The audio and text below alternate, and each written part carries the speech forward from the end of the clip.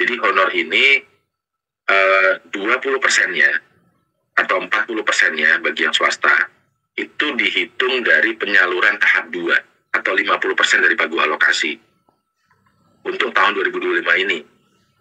Karena kami paham bahwa di lapangan tentu butuh proses untuk melakukan penyesuaian ini. Namun sebelumnya kepada Bapak dan Ibu yang baru bergabung di channel ini atau yang belum mendukung channel ini, mohon bantuannya Bapak Ibu sekalian untuk mendukung channel ini dengan cara subscribe dan aktifkan loncengnya untuk mendapatkan informasi-informasi terbaru dari channel Profesi Guru. Puji syukur kita panjatkan kepada Tuhan Yang Maha Esa karena atas limpahan rahmat dan karunia-Nya kita dapat berkumpul dalam acara sosialisasi kebijakan dana BOS.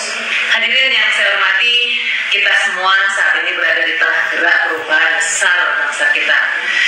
Presiden Republik Indonesia telah menetapkan Astacita sebagai 8 misi pembangunan nasional untuk 5 tahun ke depan.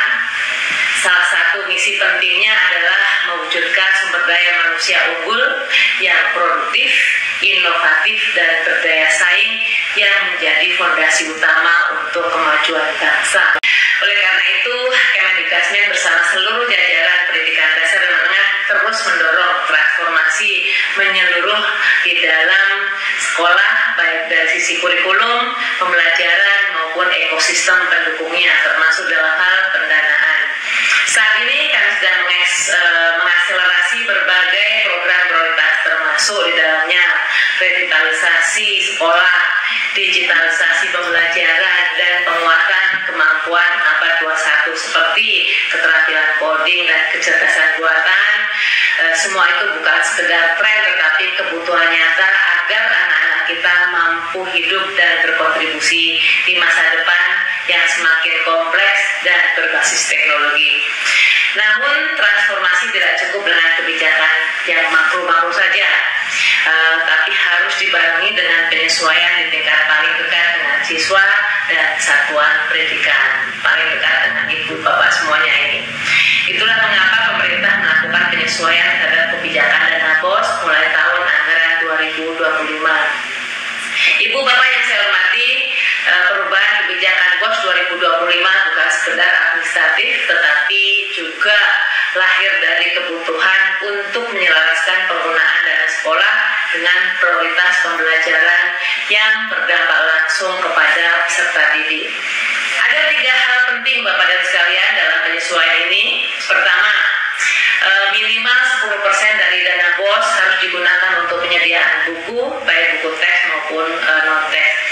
Kedua, penggunaan untuk pemeliharaan sarana dan prasarana dibatasi maksimal 20%. Kemudian ketiga, proporsi honorarium untuk tenaga non-ASN di sekolah negeri disesuaikan menjadi maksimal 20% dan untuk sekolah swasta menjadi 40% maksimalnya.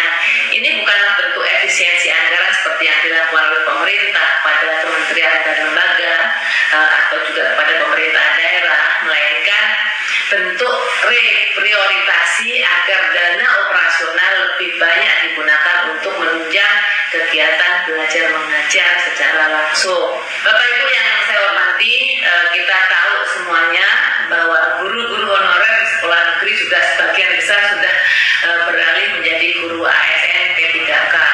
Bahkan jumlah guru honorer yang diangkat menjadi guru P3K secara nasional selama 4 tahun antara tahun 2021 sampai 2024 sudah mencapai sekitar 800.000 orang. Dan masih berproses ini sekitar 77.000 yang masih dalam proses seleksi.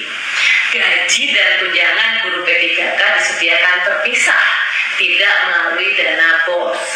Gaji dan tunjangan yang melekat disediakan melalui dana alokasi umum, sementara tunjangan guru, baik seperti tunjangan profesi guru atau TPK maupun tunjangan khusus guru atau TKK disediakan melalui dana alokasi khusus atau DAK non-fisik yang terpisah dari dana BOS.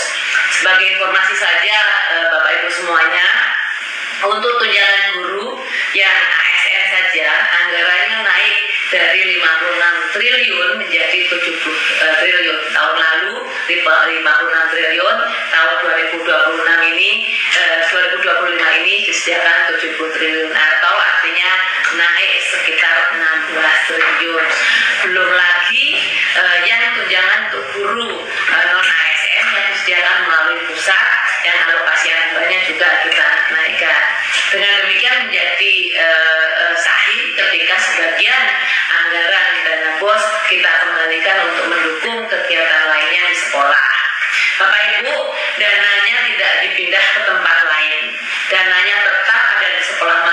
masing-masing, tetapi bisa digunakan untuk kegiatan lain, karena kegiatan yang untuk guru sudah disediakan melalui dana yang lain. Bapak Ibu yang saya hormati, kami sangat menyadari bahwa perubahan bukanlah hal yang mudah, tapi perubahan ini kita lakukan bersama dengan semangat gotong royong, tidak lain tidak bukan yaitu untuk menciptakan masa depan yang lebih baik untuk anak-anak Indonesia. Melalui penyesuaian ini, pemerintah ingin memastikan bahwa dana BOS dapat berperan lebih besar lagi sebagai pengungkit langsung peningkatan kualitas pembelajaran. Namun ada satu pesan juga penting yang ingin saya tekankan di sini, yaitu bahwa dengan semakin jelasnya lokasi dan batas penggunaan dana BOS, pemerintah juga ingin menghentikan praktek-praktek pungutan tidak resmi di sekolah yang seringkali terjadi dengan dari ada kebutuhan praktek dan ujian, pembelian buku dan LKS dan lain-lain. Tolong itu untuk tidak terjadi lagi. Saya mengajak seluruh kepala sekolah, guru, pengelola pendidikan dan Pemda untuk memahami betul, memahami dengan seksama arah dan kebijakan yang dibuat ini, yang disosialisasikan hari ini. Mari kita pastikan bahwa setiap rupiah dari dana pendidikan yang sudah disediakan digunakan seefektif mungkin untuk menghadirkan pembelajaran yang berkualitas. Nah, bagaimana tindak lanjut dan implementasinya? Tadi Pak Dirjen juga sudah menyampaikan, jadi ada surat edaran Sekretaris Jenderal terkait dengan pelaksanaan teknis implementasi dana BOSP. Jadi untuk dana reguler, yang pertama, peraturan ini keluar kemarin di bulan Mei, jadi diberikan kesempatan untuk melakukan penyesuaian paling lambat 31 Agustus 2025. Untuk Sadik yang belum menetapkan ARKAS, nah ini ternyata masih ada Bapak Ibu 6% satuan pendidikan atau 7% satuan pendidikan kita yang belum bikin ARKAS sampai bulan segini. Saya nggak tahu nih bagaimana bisa belanja, bagaimana bisa berproses kalau ARKASnya sendiri belum dibuat. Nah, bagi Sadik yang belum menetapkan ARKAS itu 31 Juli ini paling lambat harus sudah dibuat. Lalu untuk reguler batasan persentasenya sesuai dengan aturan. Jadi untuk buku minimal 10% dalam 1 tahun anggaran, surplus sama. Yang berbeda itu untuk yang honor. Jadi honor ini 20%-nya atau 40%-nya bagi yang swasta itu dihitung dari penyaluran tahap 2 atau 50% dari pagu alokasi untuk tahun 2025 ini. Karena kami paham bahwa di lapangan tentu butuh proses untuk melakukan penyesuaian ini, dan aturan ini keluar di Mei, sehingga ini tidak diberlakukan untuk ibaratnya semester 1 lah, tahun anggaran. Jadi ini baru akan berlaku persentase ini membatasi itu di semester 2. Dan juga penyesuaian ARKASnya diberikan keleluasaan gitu ya, sampai dengan 31 Agustus.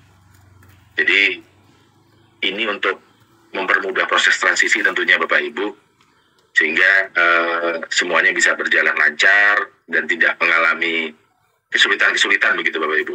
Jadi ini dengan adanya surat edaran ini, maka untuk tahun 2025 ini yang khusus untuk pembayaran honor ini dihitungnya adalah dari pagu alokasi tahap 2, tidak dihitung penuh